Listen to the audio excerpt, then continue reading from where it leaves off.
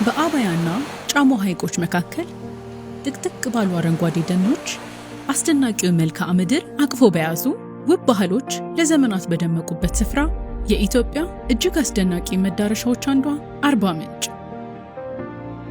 የአርባዎቹ ምንጮች ከተማ ምልኡ የተፈጥሮ ጸጋንና አሻራ የያዙት የነጭ ሳር ብሔራዊ ፓርክና የእግዚአብሔር ድልድይ፣ የዱር እንስሳት በአይነት የከተሙባት የተመለከተ ሁሉ የድንቅ ተፈጥሮና አስደማሚ ባህል መዳረሻነቷ የሚመሰከርላት አርባ ምንጭ።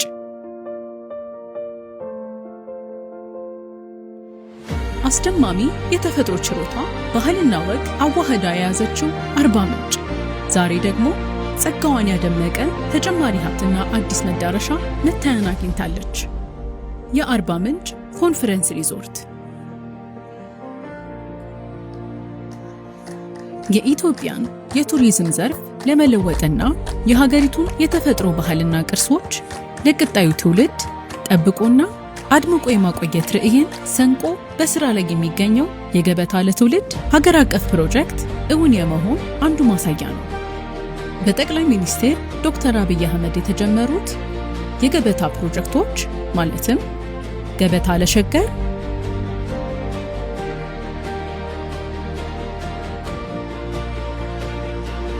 ገበታ ለሀገርና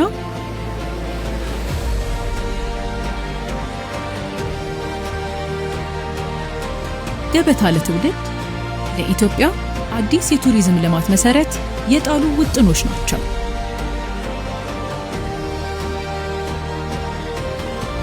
የገበታ ለትውልድ ፕሮጀክት የቱሪዝም መሰረተ ልማቶችን ከመገንባት ባሻገር የኢትዮጵያን ማንነት የሚያንጸባርቁ የተፈጥሮ ሀብቶቿን የሚጠብቁ የአካባቢውን ማህበረሰቦች የሚያነቃቁ እንዲሁም ሀገሪቱን ከአፍሪካ ቀዳሚ የቱሪዝም መዳረሻዎች መካከል ለማስቀመጥ ሰፊ አቅምን እየፈጠረ ይገኛል። በኢትዮጵያ ብሔራዊ የቱሪዝም ልማት ፖሊሲና ስትራቴጂ ላይ የተመሰረተው ይህ ተነሳሽነት ቱሪዝምን ለዘላቂ የኢኮኖሚ እድገት፣ ለኢንቨስትመንት፣ ለስራ ዕድል ፈጠራ፣ ለባህልና አካባቢ ጥበቃ እንዲሁም ለዓለም አቀፍ ግንኙነት እንደ ቁልፍ መሳሪያነት ይጠቀማል።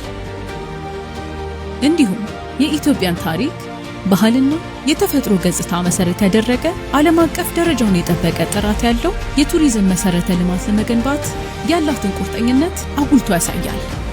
የአርባ ምንጭ ኮንፈረንስ ሪዞርት የዚህ ርዕይ መሳካት አንዱ መገለጫ ነው። ሪዞርቱ በኢትዮጵያ እያደገ የመጣውን የስብሰባ ኮንፈረንሶችና ኤግዚቢሽን ኤምአይሲ ኢንዱስትሪ ትልቅ ምዕራፍ ከፋች ነው። ዓለም አቀፍ ደረጃውን የጠበቁ የኮንፈረንስ መሰረተ ልማቶችን ከዋና ከተማ ውጪ በማስፋፋት ኢትዮጵያ ለክልላዊና ዓለም አቀፋዊ የንግድ ስብሰባዎች፣ የአካዳሚክ መድረኮች፣ የድርጅት ስብሰባዎች፣ መንግስታዊ ጉባኤዎችና የተለያዩ ማህበራዊ ኮንፈረንሶች ተወዳዳሪ መዳረሻ እንድትሆን ያደርጋል። ይህ የንግድ ቱሪዝም የአካባቢውን ኢኮኖሚ በማነቃቃት በባህልና በተፈጥሮ ቅርስ በበለጸገችው ኢትዮጵያና በተሳታፊዎች መካከል ጠንካራ ግንኙነት መፍጠር የሚያስችል መሰረተ ልማትና ሁነቶችን አካቷል። ከአርባ ምንጭ አውሮፕላን ማረፊያ በጥቂት ደቂቃዎች ብቻ ርቀት ላይ የሚገኘው ይህ ሪዞርት ጎብኚዎችን በውብ መልክዓ ምድር መካከል በተነጠፉ መንገዶች፣ ሰፊ አረንጓዴ ቦታዎችና ዘመናዊ ውበትን ከባህላዊ እሴቶች ጋር በሚያዋህድ ስነ ህንጻው እንኳን ደህና መጣችሁ ብሎ ይቀበላል። እዚህ ቦታ እያንዳንዱ ስራ ተለቅሞ ትርጉም ያለው እንዲሆን ታስቦበት በጥንቃቄ ተዘጋጅቷል። ሪዞርቱ ምቾቱ ሳይጓደል ለብቻው ለመሆን የሚመርጡት ቦታና ሰዓት ተጠብቆ ከኢትዮጵያ እጅግ አስደናቂ መልክዓ ምድሮች አንዱን ያለመገደብ ለመመልከት የሚያስችሉ 2 ፕሬዚደንሻል ስዊቶችን ጨምሮ 85 ቅንጡ የእንግዳ ማረፊያ ክፍሎችን ይዟል።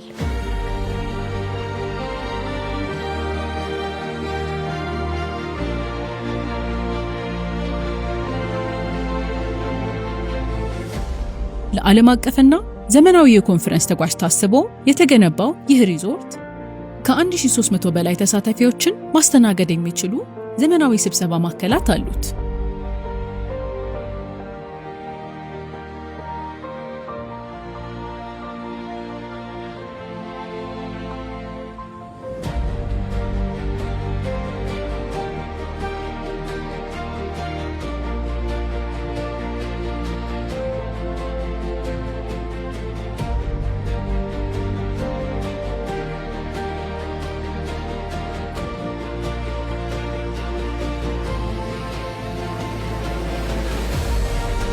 ተሰብሳቢዎች ከመጡበት ዓላማ በተጨማሪ የማይረሱትን አጋጣሚና ልምዶች ይዘው ይመለሳሉ።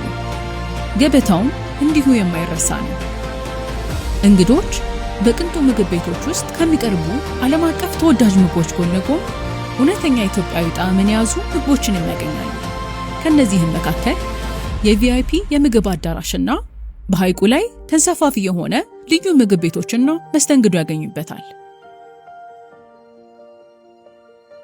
እያንዳንዱ ጉርሻ በሐይቆች በደንና በተፈጥሮ ገጽታዎች እይታ ይታጀባል።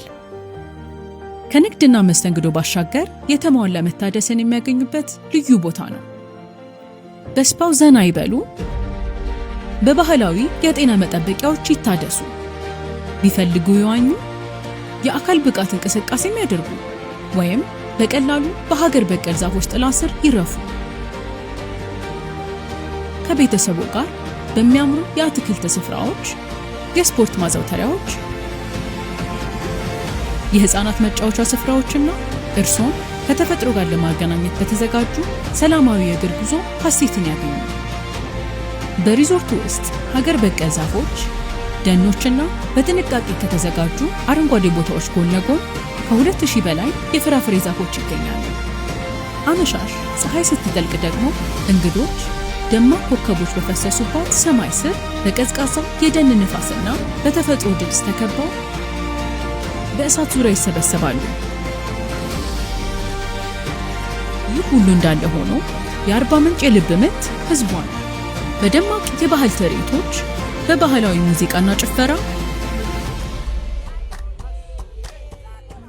እውነተኛ የኢትዮጵያ የቡና አፈላል ስርዓት በልዩ ሁኔታ በእጅ የተሰሩ የጥበብ ስራዎችና በኢትዮጵያዊ መስተንግዶ ባህላዊ ትውፊቶችን ይዞ የአካባቢው ማህበረሰብ ጎብኚዎችን በድምቀት ይቀበላል።